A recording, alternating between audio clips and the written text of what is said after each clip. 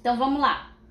Hoje a gente vai terminar de ver as lâminas referentes aos tecidos conjuntivos, né? Especificamente os tecidos conjuntivos especiais. Então a gente vai ver hoje o tecido adiposo, o tecido cartilaginoso e o tecido ósseo, certo?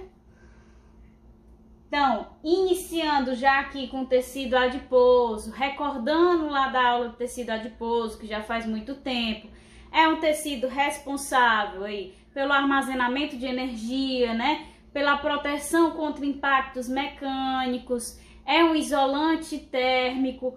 Então, são todas funções realizadas pelo tecido adiposo. A gente tem também uma função específica desempenhada pelo tecido adiposo marrom, que é a da geração de calor. Então, tudo isso está relacionado ao tecido adiposo. E aí a gente tem que recordar que existem dois tipos de tecido adiposo, né? A gente tem o tecido adiposo unilocular, né? Que vai ser aquele que tem células características bem arredondadas, porque as gotículas de gordura que ele vai possuir vão ser uma gotícula única, que vai formar, vai inchar e preencher todo o citoplasma da célula, espremendo o núcleo, organelas lá para a extremidade desse adipócito, devido a essa gotícula única inchar e preencher esse adipócito completamente. E o outro tipo de tecido adiposo é o tecido adiposo multilocular, que em vez de ter apenas uma inclusão de gordura, possui várias inclusões de gordura, e aí não vai haver essa questão de espremer núcleo e organelas, não, porque eles vão conseguir dividir aí o espaço dentro do citoplasma desses adipócitos, que são provenientes do tecido adiposo multilocular. Então, quando a gente observa aqui a característica das lâminas, a gente vê aqui um exemplo de tecido adiposo unilocular, em que claramente nós conseguimos observar esses espaços grandes em branco, que é justamente a gotícula, né, a inclusão única de gordura que faz parte, que é característica desse tecido unilocular, que essas gotículas grandes, preenchidas de gordura, que acabam por afastar esse núcleo e essas organelas desses adipócitos para as extremidades, que é onde a gente está marcando aí com esse círculozinho vermelho, o núcleo espremido, as organelas espremidas na extremidade dessas células. E relembrando que o tecido adiposo, como a maioria dos tecidos conjuntivos, né, é extremamente irrigado e inervado, né? E aí a gente vai ter a presença, mas a gente não consegue visualizar na lâmina dessa irrigação, dessa inervação. Mas uma das características comuns do tecido conjuntivo, que a gente também viu, é uma abundante matriz extracelular, que é o que vai conferir de fato a função dos tecidos de forma generalizada, né? E no caso do tecido adiposo, não. Ele tem pouquíssima matriz extracelular. A matriz extracelular que existe são algumas poucas fibras colágenas, né? Que tem o papel de sustentar esse panículo adiposo, que é o tecido adiposo em si. Então, essa matriz extracelular sintetizada por alguns fibroblastos tem essa função de sustentar esse tecido adiposo, certo? Mas vai existir em pouquíssimos espaços. Então, é pouca matriz extracelular que está presente aí no tecido adiposo, no geral, tanto unilocular como multilocular. Então, a gente vê aqui a presença nessa lâmina de tecido adiposo unilocular, a presença de alguns pontos que possuem aí a matriz extracelular com as fibras colágenas, ok? Nessa lâmina seguinte aqui, a gente consegue visualizar que a gente tem a separação dos dois tecidos, né? Temos tanto o unilocular como o multilocular, que é característico de recém-nascidos ou de animais que realizam hibernação, certo? Que vivem em ambientes frios, porque tanto eles têm que ter a reserva de energia, que é característica do tecido unilocular, como também eles precisam gerar calor nos ambientes frios, ou os recém-nascidos assim que nascem, né? Tem que ter também essas células multiloculares que têm a capacidade aí de gerar calor, certo? Então a gente tem aqui o aspecto de um tecido de recém-nascido ou então de animais que hibernam. Então aqui novamente a gente vê as células uniloculares com uma inclusão de gordura única que espreme núcleo e organelas nas extremidades, certo? E aqui, lateralmente, a gente vê já as características das células do tecido adiposo multilocular, em que nós vemos várias inclusões de gordura dentro de cada célula e o núcleo e as organelas ficam misturados no meio, no centro, dispersos juntamente com essas gotículas de gordura. Então, eles não vão ser espremidos na extremidade da célula devido a não haver esse inchaço extremo dessa inclusão única de gordura, certo? E aqui, para completar, a gente consegue visualizar apenas o tecido adiposo multilocular, que novamente a gente tem um adipócito com várias inclusões de gordura, certo? E aí, imerso no meio desses adipócitos, nós temos o núcleo, temos a presença de organelas que a gente não consegue visualizar na lâmina. Por exemplo, nós vimos que o tecido adiposo multilocular, que tem essa função de gerar calor, ele é rico nessas gotículas de gordura, né, nessas várias inclusões, e também nas mitocôndrias. Então, por isso que ele é chamado de tecido adiposo marrom, devido à característica conferida pela cor das mitocôndrias que existem em abundância. Mas a gente não consegue visualizar na lâmina histológica, a gente vai conseguir visualizar na microscopia eletrônica. Então, esses adipócitos multiloculares, além de possuírem várias inclusões de gordura, também vão possuir aí várias mitocôndrias fazendo parte dessas células, ok? Então, vamos para o próximo, que é o tecido cartilaginoso. Pronto. O tecido cartilaginoso, ele vai ter diversas funções, né? Ele tem a função no crescimento, quando ele faz parte daquela cartilagem que vai ser transformada em ossos, né? No processo de ossificação, que depende da presença da cartilagem. Ele vai ter o papel aí de revestimento de tecidos moles, né? De órgãos e outros componentes, como a gente vê no sistema respiratório. Ele vai revestir lá na traqueia, nos brônquios, a musculatura lisa, que é um tecido mole. Então, ele vai conferir certa resistência. Ele também está envolvido aí na formação de cartilagens mais elásticas, né, mais maleáveis, como a cartilagem da orelha, do nariz. E também tem aí o papel na proteção, na absorção de impactos, que é onde ele vai se transformar nessa cartilagem fibrosa, que é a mais resistente, o tipo mais resistente que existe de cartilagem, que vai revestir aí os ossos e as vértebras, ok? Então, a gente tem aqui, inicialmente, a cartilagem, o tecido cartilaginoso do tipo hialina, certo? E a hialina é o quê? A hialina é aquela cartilagem que tem esse papel de revestimento, de proteção, tem certa resistência, mas não tanto quanto a cartilagem fibrosa, né? Então, ele tem esse papel de proteger e de revestir aqueles tecidos moles, ok? Como traqueia, brônquio, certo? E aí, quando a gente observa o corte histológico da cartilagem hialina, a gente vai conseguir visualizar o quê?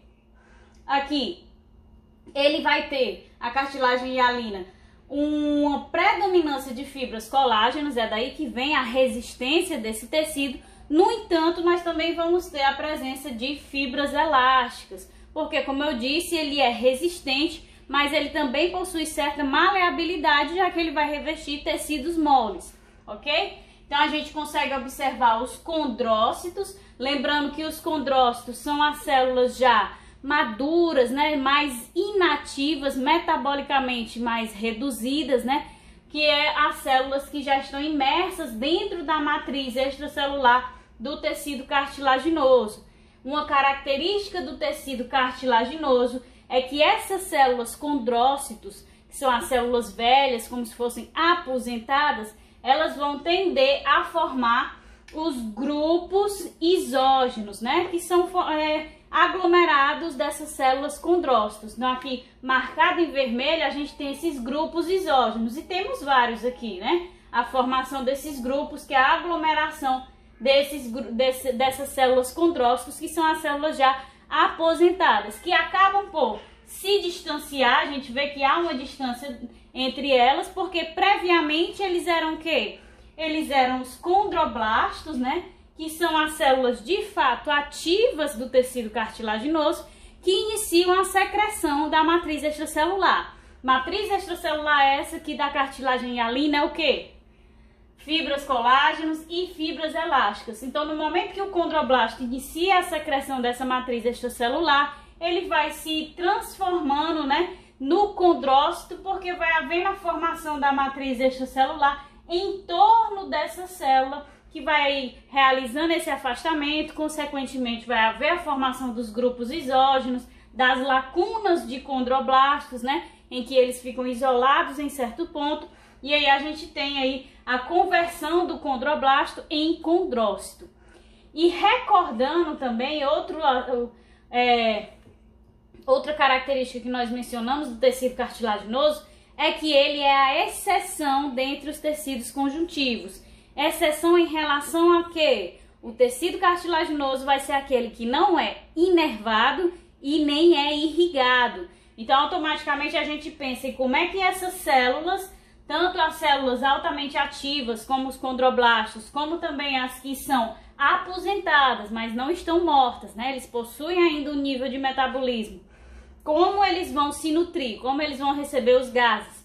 E aí é que a gente tem a presença de um tecido conjuntivo, que é o chamado pericôndrio.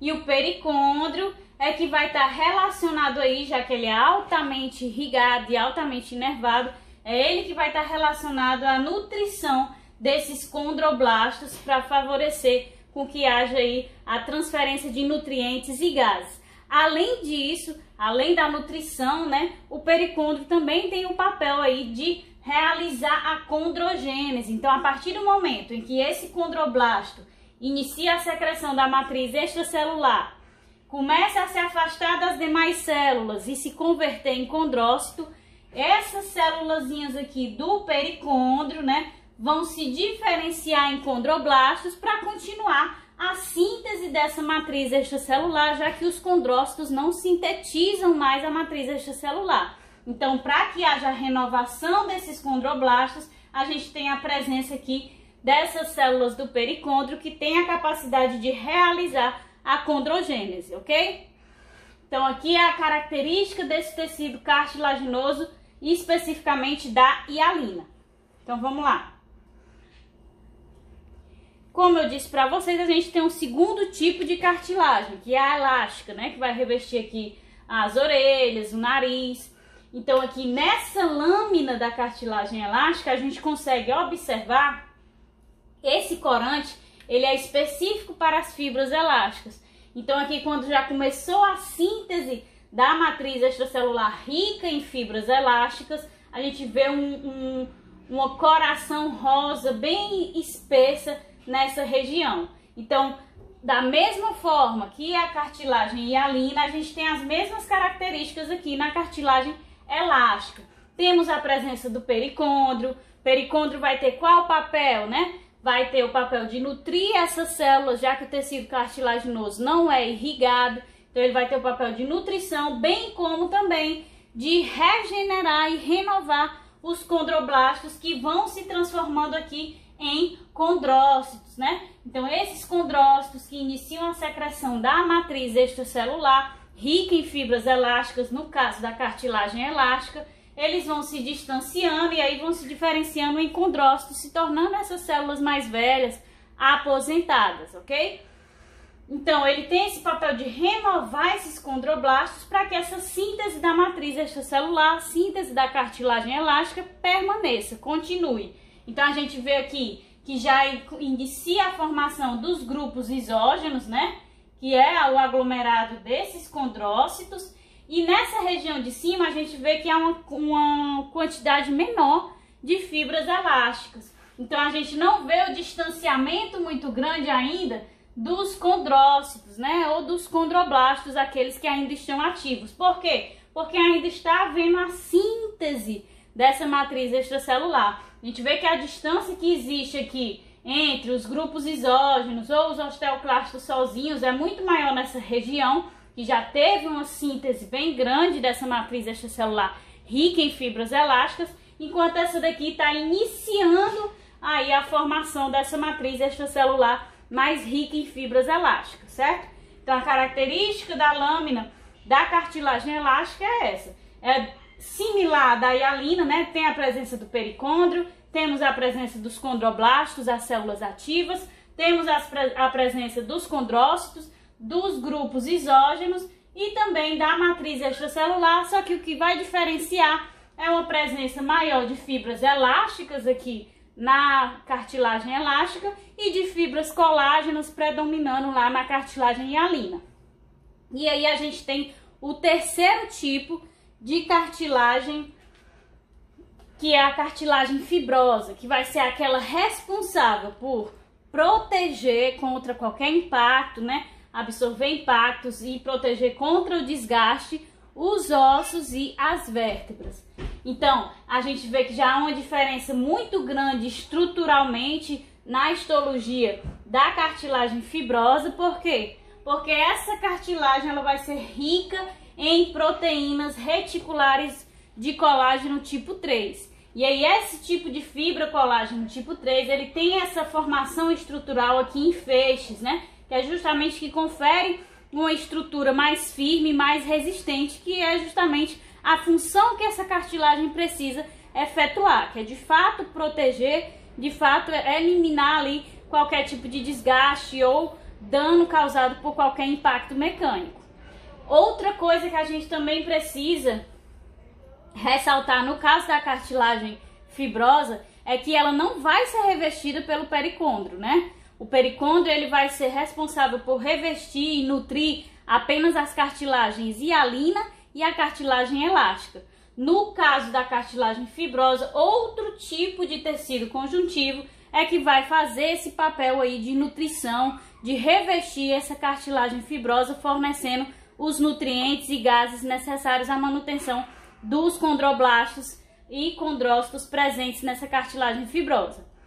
Então, a matriz extracelular que a gente consegue visualizar aqui em rosa, né, esses feixes de fibras são ricos em colágeno do tipo 3.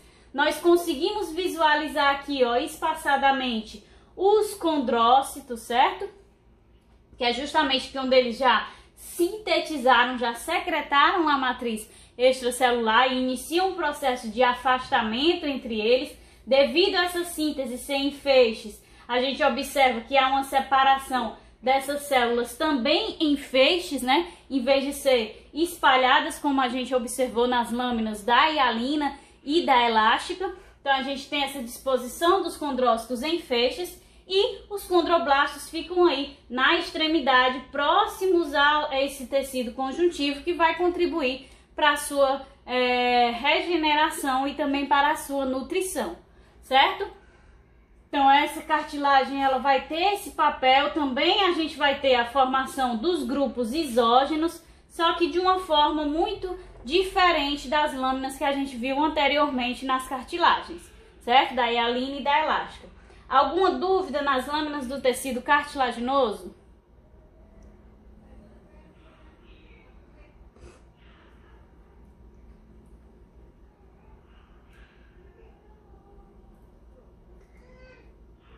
Não? Pronto, ok. Então a gente vai partir agora para o último tecido especial, que é o tecido ósseo. Na próxima aula a gente vai ver o tecido muscular, o tecido epitelial e o tecido nervoso. E a nossa última aula, ou seja, a gente tem aula na próxima semana e na outra semana eu vou fazer uma revisão geral, certo? De todos os tecidos. Todos os conjuntivos, o muscular, o epitelial e o nervoso, uma revisão geralzona, meio que respondendo algumas questões, certo? Vai ser meio que um resumo, mas eu vou me baseando em algumas questões para a gente poder revisar. E aí daqui a 2 semanas a gente finaliza histologia, ok? Então vamos lá, tecido ósseo. Então, o tecido ósseo, a gente viu na aula que ele tem um papel na sustentação, né, na locomoção, associado aí aos músculos e aos tendões. Ele tem um papel de proteção também, o crânio, a caixa torácica, ele vai proteger esses órgãos que são mais sensíveis, né, que podem ser danificados quanto ao impacto. Então, a sua resistência, o tecido ósseo é um tecido extremamente resistente. Ele está relacionado a isso, a conseguir sustentar o indivíduo, a conseguir locomover e ao mesmo tempo também proteger órgãos vitais do indivíduo. Então, O tecido ósseo, ele também vai ter uma característica similar ao tecido cartilaginoso, só que a gente retorna às características comuns do tecido conjuntivo, que é o tecido ósseo, ele é extremamente inervado e extremamente irrigado. Dentre todos os tecidos, ele é o que tem essa maior característica. Por isso que quando há quebra de um osso, né, se sente uma dor tão grande devido à presença de inúmeros nervos e também aí a presença desses capilares sanguíneos. Então, como característica, ele também vai possuir a matriz óssea, que é chamada de matriz óssea e não matriz extracelular. Nós vamos ter as células ativas, que são os osteoblastos, certo? Nós vamos ter as células aposentadas, né, que são as células mais velhas, que são os osteócitos, mas a gente vai já discutir que os osteócitos, no caso do tecido ósseo, são essenciais à manutenção desse tecido. Nós vamos ter os osteoclastos, que nós vamos visualizar numa próxima lâmina, que são aqueles responsáveis pela degradação dessa matriz óssea. E da mesma forma que no tecido cartilaginoso da hialina e da cartilagem elástica, o tecido ósseo também vai ter aqui um tecido conjuntivo revestindo ele, que é o periósteo, que vai ter uma função aí relacionada à renovação e regeneração dos osteoblastos, certo? Ele não tem esse papel de nutrição, já que o tecido ósseo já é por si irrigado e inervado, mas ele tem esse papel de regenerar essas células que vão se transformando aí, vão se convertendo nos osteócitos a partir do momento em que vai ocorrendo a secreção dessa matriz óssea. Então, na lâmina geral do tecido ósseo, a gente consegue visualizar aqui a matriz óssea, lembrando que a matriz óssea ela é formada por uma parte orgânica, né, que é a riqueza das fibras colágenas, que tem o papel de ligar essas fibras, de ligar os sais inorgânicos que compõem a matriz óssea, bem como as células que compõem o tecido ósseo. Então tem um papel de cola, vamos dizer assim, certo? Então a parte orgânica é composta pelas fibras colágenas e a gente também tem a parte inorgânica, que são formados pelos sais inorgânicos, diversos sais. Em especial a gente vai ter aí o fosfato de cálcio, que é o principal responsável pela característica de rigidez do tecido ósseo, certo? Então aqui a gente tem a formação dessa matriz óssea e a gente já consegue observar como característica similar lá no tecido cartilaginoso essas células aqui que estão separadas, né? Que estão em distância uma das outras, que são justamente os osteócitos, que são as células que já amadureceram, que já são mais velhas e que têm um metabolismo bem baixo. Mas os osteócitos, no caso do tecido ósseo, eles são essenciais à manutenção da matriz óssea. Eles permanecem sintetizando principalmente os sais inorgânicos. Então, mantendo a rigidez, a estrutura dessa matriz óssea saudável. Então, eles têm um papel, têm um processo metabólico que eles ainda desempenham, mesmo após o processo de amadurecimento e envelhecimento, ok? E os osteoblastos são justamente o que fica aqui na periferia, que são as células altamente ativas, que vão ficar secretando constantemente essa matriz óssea, secretando as fibras colágenas, secretando os sais inorgânicos, certo? E é eles que vão sintetizar aí a matriz óssea e posteriormente se diferenciarem, né? Quando houver o distanciamento devido à secreção dessa matriz, vão se diferenciar aí em osteócitos. Então, a gente consegue observar essa região aqui, a região do periósteo, que é responsável pela regeneração e renovação desses osteoblastos que vão se transformar posteriormente no processo de amadurecimento em osteócitos. Então, esse periósteo tem esse papel. E aí, a gente tem aqui os osteoblastos, a matriz óssea e os osteócitos bem separados. Na próxima lâmina, a gente vai conseguir visualizar os osteoclastos, né, que são aquelas células multinucleadas que têm um papel na degradação da matriz óssea. Então a gente consegue observar aqui, ó, a matriz óssea, certo? Formada pelas fibras colágenas e os sais inorgânicos. nós temos na extremidade da matriz óssea os osteoblastos, né? Sintetizando, secretando essa matriz óssea. E aqui, essa única célulazinha aqui de osteócito é aquela que já passou pelo processo de amadurecimento, né? Já se converteu em osteócito, devido aí já ter secretado bastante matriz extracelular em torno dessa célula. Aqui a gente consegue visualizar o periósteo, a gente vê que nem sempre a lâmina vem naquele aspecto bem bonitinho, né? Então essas células aqui, que estão a certa distância lá dos osteoblastos, as células que vão compor o periósteo e vão ter esse papel aí de renovação e de regeneração desses osteoblastos, certo? E a gente consegue observar essas células aqui, ó, que possuem múltiplos núcleos, que são justamente os osteoclastos. Então, os osteoclastos, eles vão ter o papel de degradar a matriz óssea no intuito de mantê-la jovem, mantê-la saudável, não é isso? Então, são essas células de osteoclastos que iniciam o processo de degradação, por isso que nessa lâmina a gente vê muito menos presença de matriz óssea, né? Porque aquele osteoclasto já iniciou o processo de degradação e isso vai acontecer para que os osteoblastos ressintetizem, né? Ressecretem a matriz óssea, fazendo assim com que ela permaneça sempre jovem. E também pode acontecer em que situação? Quando o organismo necessita de sais inorgânicos, como cálcio, né? Como fosfato. Então há uma sinalização hormonal que a gente viu lá no sistema endócrino, né? A calcitonina, o paratormônio, tudo isso que vão atuar sobre os osteoclastos para que eles degradem ou não a matriz óssea, liberando ou não esses sais na corrente sanguínea, disponibilizando para as células do organismo. Então os osteoclastos, eles têm esse aspecto realmente de célula gigante, né? Quando a gente compara com as demais células presentes aqui no tecido ósseo, e tem esses multinúcleos, né? Que são aí formados pela união de várias células. Então, alguma dúvida do tecido ósseo?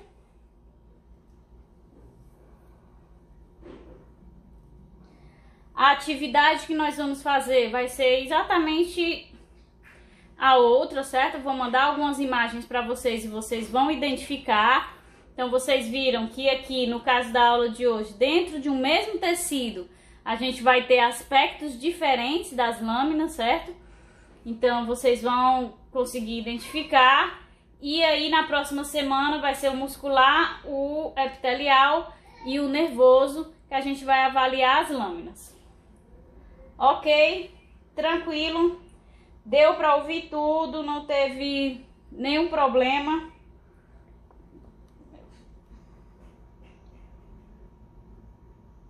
Pronto, pois então, aí mais tarde eu vou colocar, inclusive eu nem falei sobre isso, mais tarde eu vou colocar a aula de anatomia, né, que eu gravei. Vocês vão ver que todas as aulas estão com cerca aí variando de 5 a 10 minutos no máximo, certo? Então as aulas estão bem curtas. Já que eu fui, né, e gravei todas as aulas no mesmo dia, eu fui bem objetiva. Eu mostrei os aspectos anatômicos e localização anatômica. Então as aulas realmente estão assim no máximo de 5 a 10 minutos. A gente não possui muitas peças. Eu pensei que a gente possuiria pelo menos algumas peças humanas mesmo, né? Reais, mas não, são todas peças de plástico e tudo mais. O sistema muscular não tem muita riqueza de detalhes que a gente conseguisse visualizar os aspectos das peças. Então eu fiz o máximo que eu pude. E aí a atividade que eu vou também encaminhar para vocês, né? Eu vou querer que vocês desenhem, aí descrevam assim, por exemplo, o fígado. Aí você desenha o fígado, aí coloca localização anatômica, do lado superior direito do organismo, à frente do estômago, abaixo da caixa torácica, pronto. O aspecto anatômico liso, recoberto por uma membrana, roxo. Então é só isso que eu vou querer. Vocês vão escolher de cada sistema 6 componentes e aí vocês vão fazer esse desenho e me enviar a foto via e-mail ou então via WhatsApp. Vai ser essa a nossa atividade para a gente conseguir complementar toda a carga horária, ok? Então até mais tarde eu envio o link já da aula gravada, da aula prática. E outra coisa também é que, se vocês tiverem vontade, quando possivelmente a gente puder retornar, a gente pode ir lá no laboratório para vocês terem esse contato com as peças, certo? Querendo ou não, fica melhor visualizando diretamente. Então vocês podem pegar as peças e tudo mais, para poder visualizar de perto mesmo, certo? Então quando voltar a gente pode combinar um dia para fazer isso, certo? Então até mais tarde não, né? Porque vai ser gravada a aula. Mas eu envio para vocês tudinho o link dessa atividade a atividade de anatomia e o link de anatomia, certo? Então, gente,